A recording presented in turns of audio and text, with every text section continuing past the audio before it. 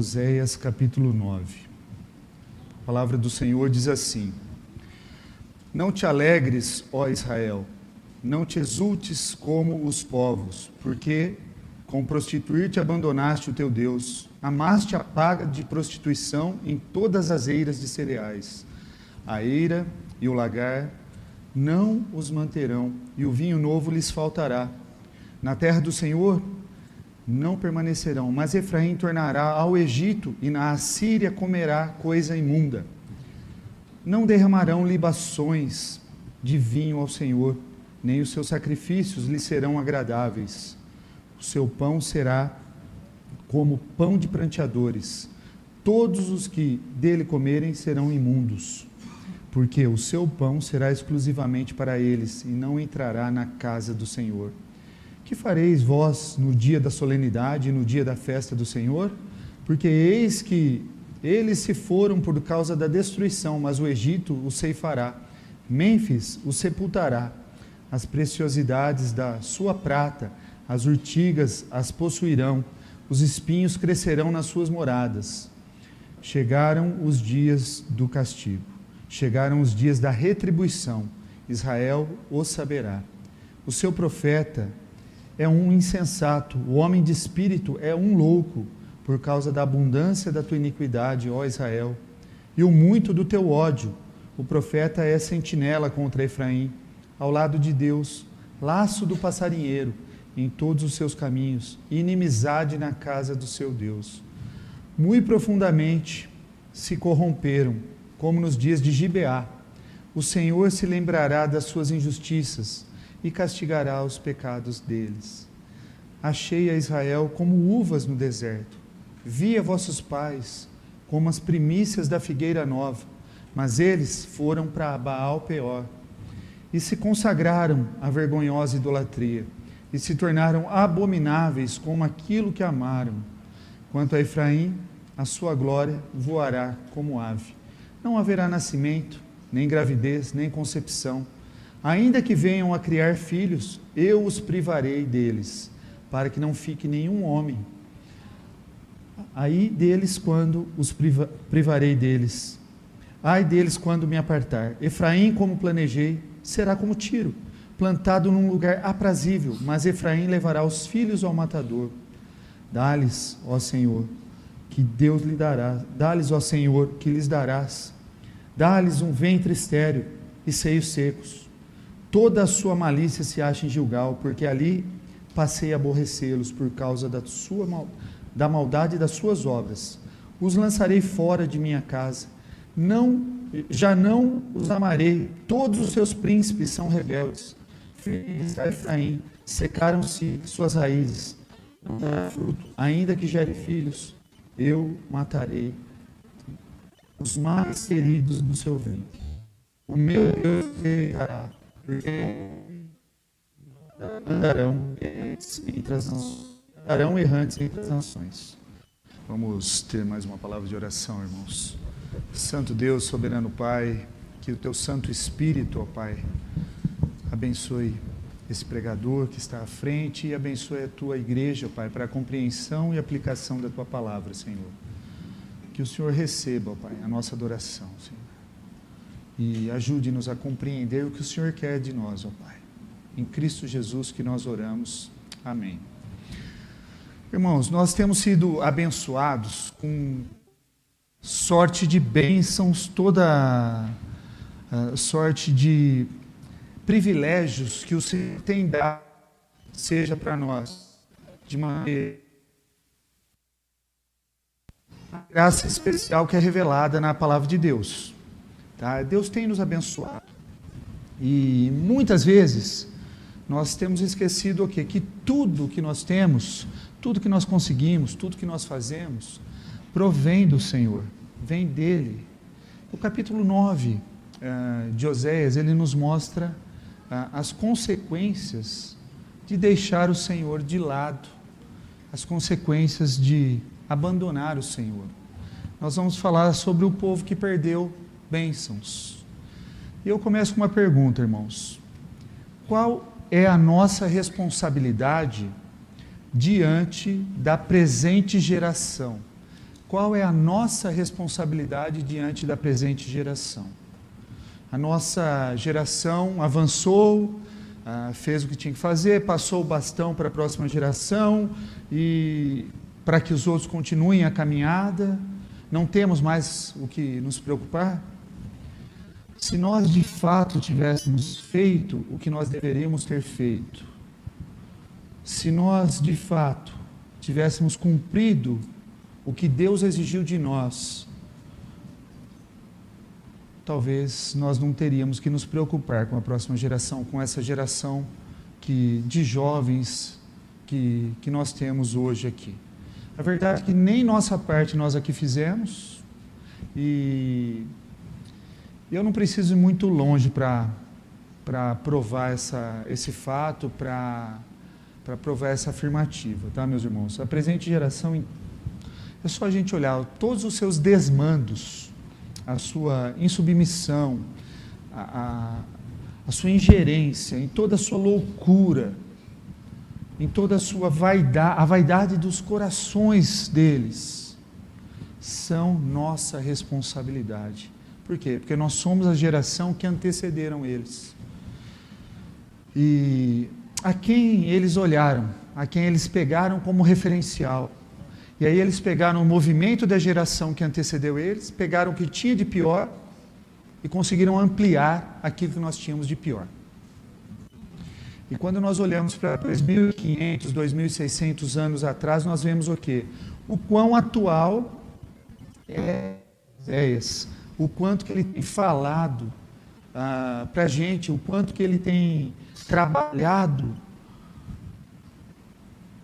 problemas atuais que nós temos vivido. As coisas que nós temos estudado aqui, pode estar numa notícia de um jornal de amanhã. E tudo começou, sabe quando, meus irmãos? Quando o povo de Deus não queria viver mais uma teocracia, não queria ser Deus. Os outros povos tinham um rei. E aí eles chegaram em Samuel, lá em Ramá, e falaram: Samuel, os outros povos têm um rei, dá-nos um rei. E eles pediram um rei, e eles tiveram um rei. Eles tiveram o rei Saul, tiveram o rei Davi, tiveram o rei Salomão, e esses 3 reis, nós estamos falando de um período de 120 anos, do Reino Unido. E após a morte do rei Salomão, o que aconteceu? Houve a divisão do reino, e aí a divisão do reino, tudo se perdeu, eles se dividiram, 2 tribos permaneceram com Roboão, filho de Salomão, e as demais tribos subiram com Jeroboão.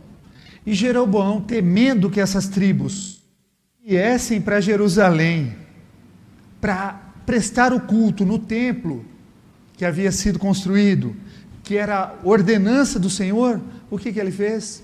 Ele criou 2 postes ídolos, 2 bezerros no deserto, um ao norte e um ao sul, para que o povo não precisasse sair para vir adorar em Jerusalém, com medo de talvez que o povo voltasse e o reino se perdesse.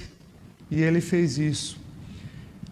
Então, Jeroboão provocou que não era necessário mais buscar a presença de Deus em Jerusalém, no local que Deus determinou para que aquele povo adorasse.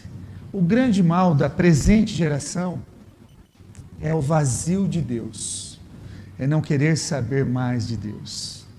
E talvez a presente geração esteja vazia, porque a geração começou a esvaziar-se de Deus. Deus sempre tem levantado homens fiéis para nos alertar, para nos conduzir, para nos direcionar o caminho que nós devemos trilhar ou evitar. E o povo tem tentado quebrar a aliança do Senhor, uma aliança que é impossível de quebrar. Por quê? Porque aquele que propôs a aliança, ele é fiel e ele não vai se corromper. Deus estabeleceu a aliança e ele é fiel. Mesmo que a gente tente quebrar, que a gente infrinja, Deus não vai permitir que essa aliança se quebre. Nós vamos ver que o povo perdeu bênçãos materiais.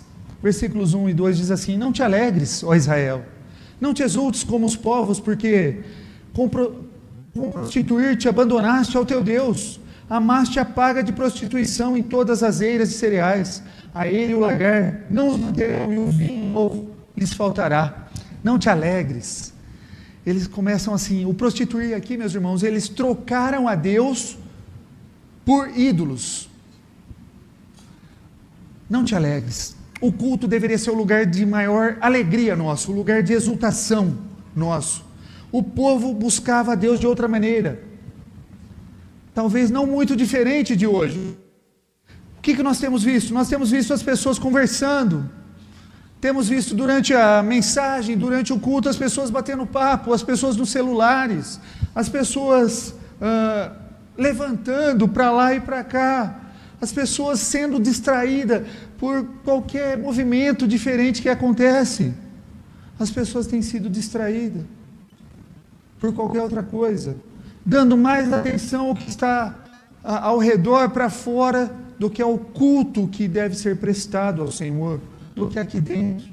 Isso simplesmente, sabe o que está revelando? Está revelando a disposição do nosso coração. Nós estamos aqui, mas nosso coração está lá fora. A gente não consegue se concentrar na mensagem, está preocupado com outras coisas. Não havia lugar o quê? Para alegria. Por quê? Porque o povo havia se prostituído. Isso é, abandonado a Deus.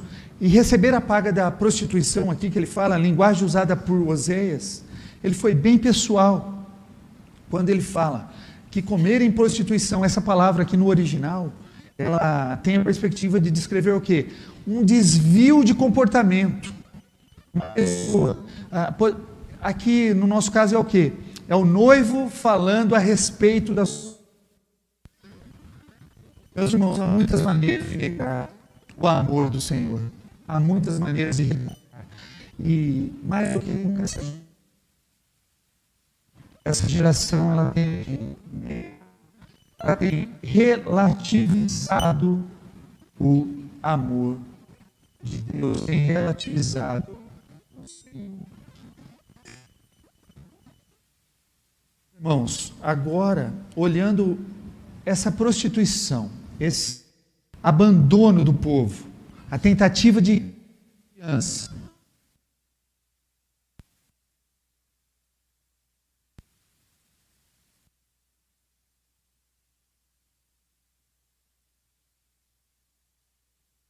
bem,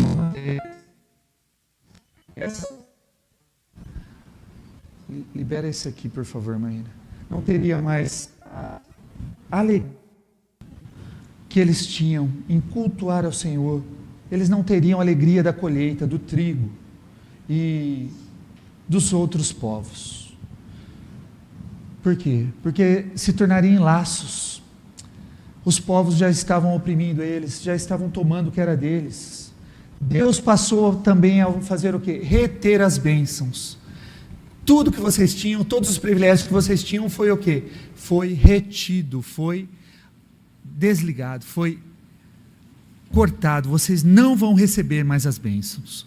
Vocês não vão mais receber essas bênçãos. E o vinho novo não estaria mais ali para abençoar aqueles povos. Não haveria mais libações, não haveria mais oferta. Deus não aceitaria mais um povo dividido. E a alegria, meus irmãos, não está nas coisas.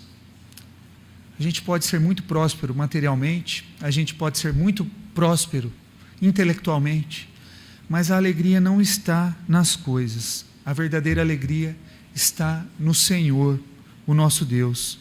Não são as coisas de Deus que nos dão alegria, mas é o Senhor, o Deus que rege todas as coisas, que vai trazer alegria para o nosso coração. Então, para o jovem que está solteiro, para a jovem que está solteira, não vai ser o casamento que vai trazer alegria e satisfação. Para a mãe, para o casal que não consegue ter filho, não vai ser o quê? O filho que vai trazer a satisfação e a alegria plena para você. Mas o único que pode transformar sua tristeza em alegria é o Cristo. Só Cristo pode transformar a tristeza em alegria. As outras coisas talvez substituam por algum tempo, mas depois vai te levar à tristeza novamente. Talvez outras coisas te alegrem por momentos, mas não vai transformar o seu coração. A alegria não está nas coisas. Por isso que o apóstolo Paulo podia dizer: todas as coisas eu posso naquele que me fortalece. Olhem o verso 3, irmãos. E lembre-se das promessas quando olharem para esse verso. Na terra do Senhor não permanecerão, mas Efraim tornará ao Egito, e na Assíria comerá coisa imunda. Não derramarão libações de vinho ao Senhor, nem os seus sacrifícios lhe serão agradáveis. O seu pão será como o pão de pranteadores. Todos os que dele comerem serão imundos, porque o seu pão será exclusivamente para eles, e não entrará na casa do Senhor. Que fareis vós no dia da solenidade, no dia da festa do Senhor? Porque eis que eles se foram por causa da destruição, mas o Egito o ceifará, Mênfis o sepultará, as preciosidades da sua prata, as urtigas as possuirão, os espinhos crescerão nas suas moradas. Mênfis é uma antiga capital do Egito, uma capital que reteve um combate contra a Assíria, que era o maior poder bélico na época, e eles retiveram esse ataque da Síria e penduraram cabeças em lanças, para que causasse medo e objeção ao adversário que estivesse vindo. A terra era do Senhor, não era do povo. Tudo que tem é do Senhor. O Senhor foi gracioso com o seu povo. Nós só chegamos aonde chegamos, nós só temos o que nós temos, porque Deus tem sido gracioso para conosco. Nunca jamais se esqueça disso. Israel seria retirado da terra. Sabe que terra que é essa? A Canaã. A terra de bênçãos, a terra que manava leite e mel, a terra que Deus prometeu para eles lá, no deserto. Deus retiraria eles dessa terra, seriam levados para a Síria, e quem tentasse fugir para o Egito, seria sepultado no Egito, seriam enterrados lá. O Senhor, o nosso Deus, o nosso Jesus Cristo disse: eu sou o caminho, a verdade e a vida, ninguém vem ao Pai se não for por mim. E Ele oferece vida plena, vida abundante, é só Ele que pode dar. Ninguém poderá substituir Cristo, meus irmãos, que é o único que pode transformar os nossos corações. Então, eu não conheço o íntimo de cada um de vocês, Deus conhece, Deus sabe suas lutas, Deus sabe suas tristezas, suas aflições, e às vezes você tem tentado substituir a sua angústia, a sua aflição, os seus temores, com coisas que talvez tragam sim alegrias, alegrias momentâneas, alegrias que têm um período de duração, mas somente Cristo vai poder transformar o seu coração em verdadeira satisfação, em verdadeira alegria. O versículo 4 diz que o culto perdeu o cerne, pois o culto em si, meus irmãos, não era vir e sacrificar. Por quê? Porque o sacrifício apontava para quem? Apontava para aquele que viria, o Redentor, o Cristo. Cada item do culto, a roupa sacerdotal, branca, o que ela apontava? Ela apontava a pureza, apontava a santidade de Deus. O culto deveria ser feito aonde? No templo, não simplesmente por causa do templo, mas porque o templo tinha toda uma arquitetura, toda uma perfeição, e por causa daquela perfeição, não era por causa disso, é porque aquela perfeição apontava para aquele que era perfeito, para o Deus santo, o Deus perfeito. Mas algo que aconteceu lá, e acontece conosco, é que as pessoas falam: esse culto está muito retrógrado, pastor. Esse culto precisa de novidades. Nós precisamos fazer isso, precisamos fazer aquilo. E as pessoas perderam o temor. As pessoas querem agradar o seu coração e não agradar o Deus que requer o culto de nós. O problema do ser humano é não reconhecer que tudo provém de Deus, todas as coisas. Portanto, eles comeriam alimentos contaminados na Assíria, mas a contaminação lá era consequência da contaminação que aconteceu aqui, antes deles irem para lá, que já acontecia, e o profeta alertava, o profeta deu sinais. Por isso, não viveram de forma santa, colheriam a paga da sua idolatria, colheriam o quê? A privação das bênçãos por causa da dureza dos seus corações. Mesmo que tentassem fugir dos assírios, seriam enterrados no Egito. Perderiam todas as suas posses materiais. Versículo 7, meus irmãos. Chegaram os dias do castigo, chegaram os dias da retribuição. Israel saberá. O seu profeta é um insensato, o homem de espírito é um louco, por causa da abundância da tua iniquidade, ó Israel, e o muito do teu ódio. O profeta é sentinela contra Efraim, ao lado de meu Deus, laço do passarinheiro em todos os seus caminhos, inimizade na casa do seu Deus. Muito profundamente se corromperam como nos dias de Gibeá. O Senhor se lembrará das suas injustiças e castigará os pecados deles. Nós vemos aqui que tudo se voltou para o profeta. O profeta está sendo acusado aqui. Ele não fala nada de bom para nós, ele só está falando contra nós. É isso, estão culpando o profeta. Eles queriam que profetizasse algo bom para eles, algo favorável a eles. Assim como lá em Balaão, lá Balaque, né, queria que ele fizesse algo bom. E a expressão que ele fala aqui, louco, é como se fosse um tagarela, uma pessoa sem lógica. Era disso que eles estavam chamando o profeta aqui. Algumas pessoas acreditam que a palavra tem poder. A nossa não, meus irmãos. A palavra que tem poder é a palavra de Deus. A palavra de Deus tem poder. Não é a nossa palavra. Isso aí, quando a gente pensa que a nossa palavra tem poder, é chamado de confissão positiva. A palavra que tem poder é a palavra de Deus, meus irmãos. A palavra de Deus tem poder. Fora de Deus não há poder. Porque nós dependemos em tudo do Senhor. Oséias avisou. Oséias deu as tentativas de alerta para aquela igreja. Ele falou. Tentaram invalidar a profecia de Oséias, mas ele foi fiel. Meus irmãos, eu estive falando com os nossos irmãos lá nos Estados Unidos essa semana. E no dia que o furacão, eles estavam em Orlando, né, que é uma cidade de refúgio. E eu falei, e aí, meus irmãos, como que vocês estão aí? E falei com o Lucas, falei com o Tiago. Pastor, estamos esperando aqui, nós estamos mais preocupados com o tornado, porque os tornados se formam e a gente não tem controle de onde eles acontecem. Agora, imagina, meus irmãos, todos os alertas que foram dados desses furacões que aconteceram agora, né? 20 dias atrás e agora o Milton que passou essa semana.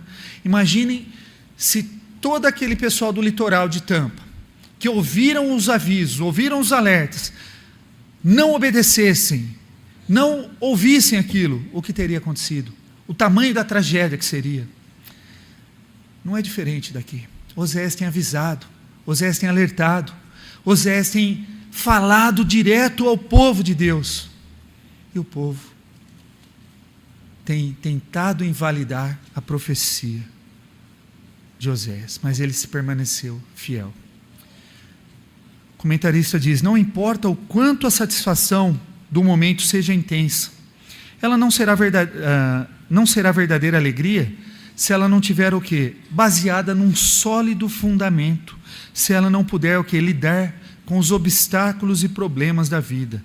E desses o maior é o quê? Quando Deus exige um ajuste de contas. O pior deles será quando Deus exigir de nós um ajuste de contas.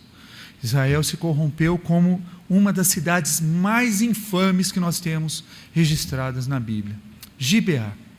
Gibeá, depois os irmãos podem ler lá em Juízes 19, a partir do versículo 22, fala o tamanho da calamidade, da maldade dessa cidade. Gibeá, essa cidade aconteceu um abuso coletivo sobre uma mulher que era concubina de um levita. E essa história, né, e após eles abusarem dela a noite toda, no dia seguinte, foi pego um cutelo, partiram essa mulher em 12 pedaços, distribuíram ela para as 12 tribos, para que fosse o quê? Reconhecido o tamanho da maldade daqueles benjamitas, o tamanho da rebeldia, o tamanho do distanciamento que eles estavam do Senhor.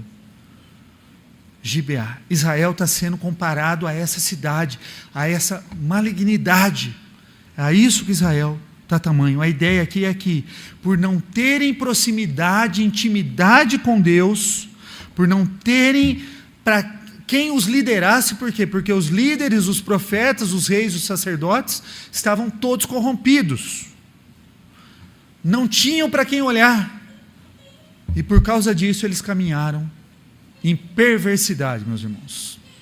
Irmãos, a idolatria e a imoralidade implicam o quê? Em perdas e elimina privilégios. A frieza, ela foi chegando devagar.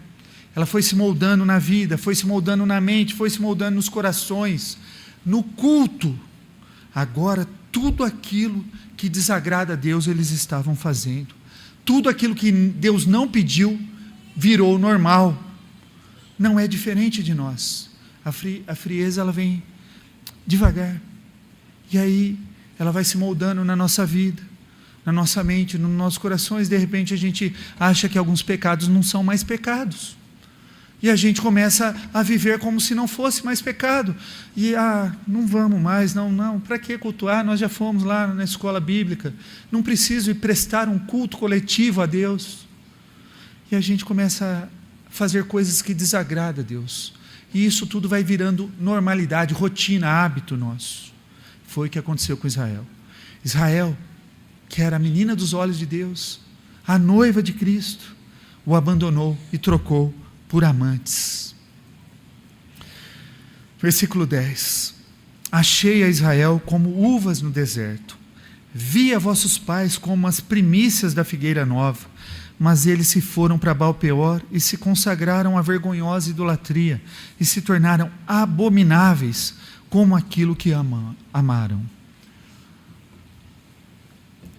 Se tornaram aquilo que eles adoram. Você é aquilo que você adora. Tem um livro do Greg Bill com esse título. Você é aquilo que você adora. Tem olhos, mas não vê, tem boca, mas não fala. A gente acaba se tornando aquilo que a gente tem adorado. E as pessoas não levam a sério o culto, não prestam atenção, continuam zombando de Deus, brincando de ser crentes. A idolatria e a imoralidade fizeram com que eles perdessem o que tinham e Deus retirasse as bênçãos deles. Aqui no versículo 10, nós vemos que Israel, que era um povo abençoado, quando ele é comparado aqui como uvas no deserto, algo tão precioso num lugar que dificilmente daria, tá? Como uma figueira nova, algo que apontava para alegria. Deus via Israel como aquele que honraria o seu nome entre as nações. Israel nunca foi forte, o mais forte. Israel sempre foi o que eles foram por causa da graça de Deus. Nunca foi a nação mais forte, mas eles foram e conquistaram o que conquistaram pela graça de Deus. Então, meus irmãos, começar bem não é garantia que você terminará bem. Não é garantia que tudo deu certo. A segunda parte do verso 10 diz que eles foram para Baal-peor. Deus via eles como uvas, como figueiras novas, como motivo de ser a geração que levaria o nome dele engrandecido. Mas eles foram para Baal-peor. Foram lá em Peor, que é a cidade, adorar a Baal. Consagraram-se à idolatria. Eles foram porque isso que ocupava os corações deles. Não era Deus. Não tem como fingir ser alguém para Deus. Você pode fingir para o seu pastor, para a sua esposa, para o seu pai, para a sua mãe, para o seu filho, mas para Deus não tem como fingir ser uma pessoa que você não é. Não tem como fingir, meus irmãos. Não tem como fingir ser alguém. Se a nossa alegria vier de Deus, vir a um culto e prestar o culto será um prazer. Mas se não for, vai ser algo entediante. Não vai ser legal. Não vai ser agradável. Vai te dar sono, vai te dar canseira, porque a sua disposição mental e seu coração está distante do Senhor. Deveríamos ficar ansiosos, aguardando o início do culto. A expectativa, como que será? Qual o cântico que vai cantar? Ai, que hino maravilhoso que nós vamos cantar. Nós temos uma liturgia ali que já diz mais ou menos como será a direção do culto. na expectativa, o que o pastor vai falar hoje na mensagem, nos deleitarmos na mensagem de Deus, em cada detalhe.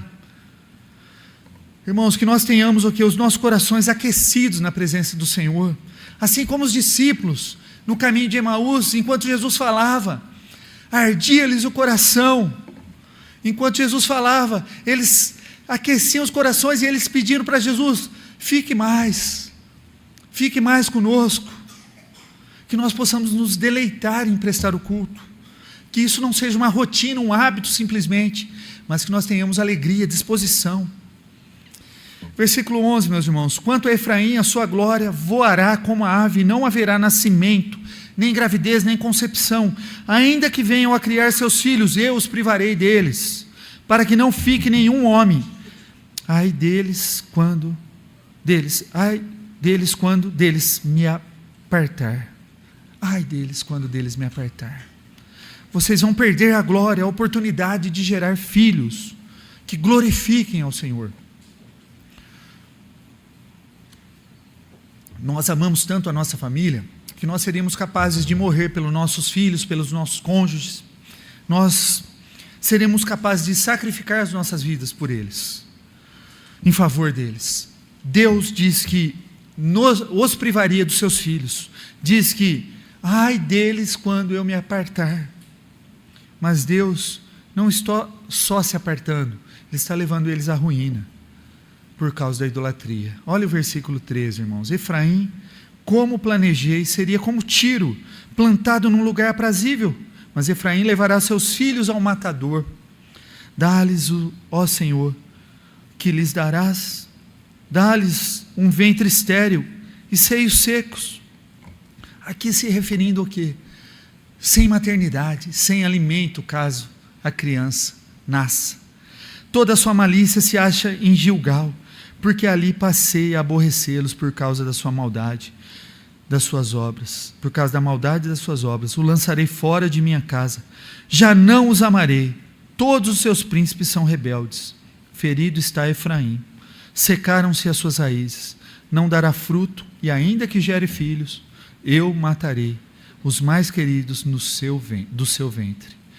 Gilgal, meus irmãos, sabe que local é esse? Foi o local que Deus abençoou o povo de Israel, que cessou o maná, e ele disse, tome posse da terra prometida, entrem na terra prometida, onde cessou aquele maná, onde ele pediu para que fizesse um memorial, para que o povo de Deus lembrasse, até aqui o Senhor foi para conosco, até aqui nos ajudou o Senhor nos havia ajudado, faça um memorial aqui. Deus já tem nos abençoado com filhos, Deus tem nos abençoado de muitas maneiras, e lutamos querendo o que é o melhor para eles, mas às vezes nós precisamos o quê? Nos consagrar para sermos o quê? Exemplos para eles, nos consagrar.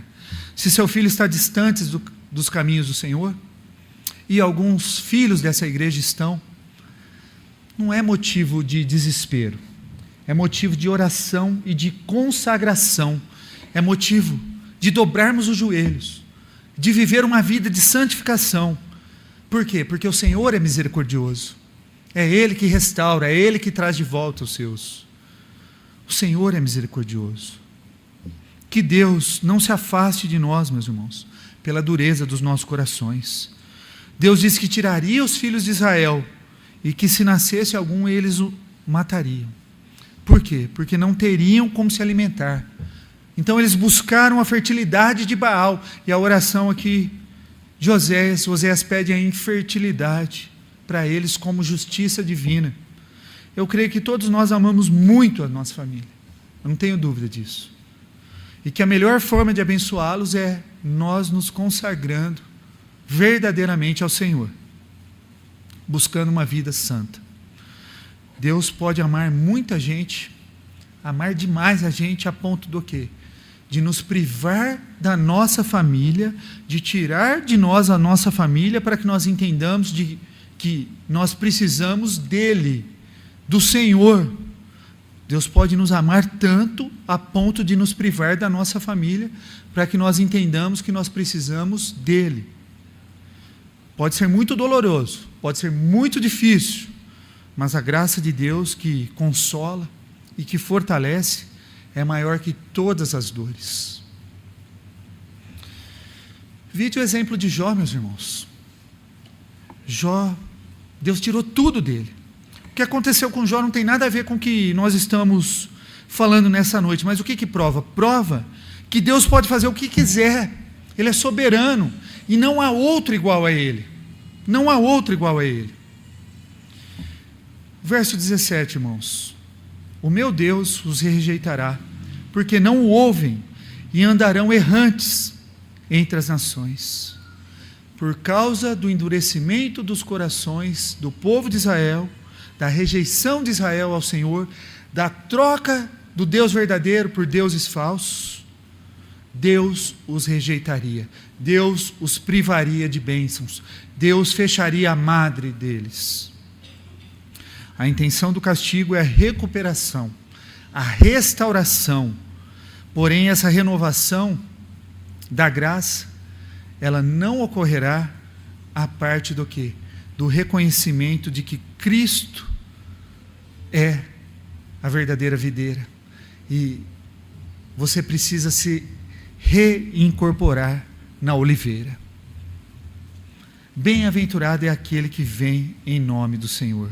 Meus irmãos, ainda que a igreja estivesse separada nas mais distantes extremidades da terra, o Senhor os ajuntaria. Deus tem um plano para a sua igreja, assim como Ele teve para a nação de Israel. Deus disciplina, Deus julga, mas Deus ama o seu povo, e Ele é tardio em irar-se, de grande misericórdia, como nós lemos aqui, Lamentações. As suas misericórdias se renovam a cada manhã. Ele ama o seu povo, nós somos amados de Deus, por isso nós estamos aqui. Ele tem planos para a nossa igreja. Nós somos só um rebanho pastoreado pelo Supremo Pastor. Quando Jesus voltar, o nosso destino já está seguro, porque nada, nem ninguém poderá nos separar do amor de Deus que está em Cristo Jesus. Nada. Lembre-se da nossa responsabilidade, meus irmãos, com a presente geração. Não é simplesmente culpa deles estarem do jeito que eles estão, mas uma criança entregue a si mesmo vem envergonhar os seus pais. O que essa geração tem feito mostra o quê? O erro e a falha da nossa geração. Que nós possamos o quê, irmãos? Romper com o pecado. Que nós possamos viver uma vida de santidade, de santificação. Que nós tenhamos temor e respeito com a palavra de Deus. Precisamos reconhecer os nossos pecados e não ter vergonha de reconhecer que nós pecamos e pecamos de novo no mesmo pecado. Nós não precisamos ter vergonha disso. Nós precisamos o quê? Reconhecer, pedir perdão para Deus. Precisamos ter vergonha de viver uma vida de hipocrisia, de falsidade, uma vida de atuação, né? Como se não estivesse pecando, como se tudo estivesse normal. A nós pertence o corar de vergonha e ao Senhor pertence a misericórdia. Que em Cristo, meus irmãos, possamos abençoar as nossas famílias, abençoar aqueles que olham para nós, que têm em nós uma referência, que nós possamos ser pessoas consagradas a Deus, para abençoar as futuras gerações. Que Deus nos abençoe, meus irmãos.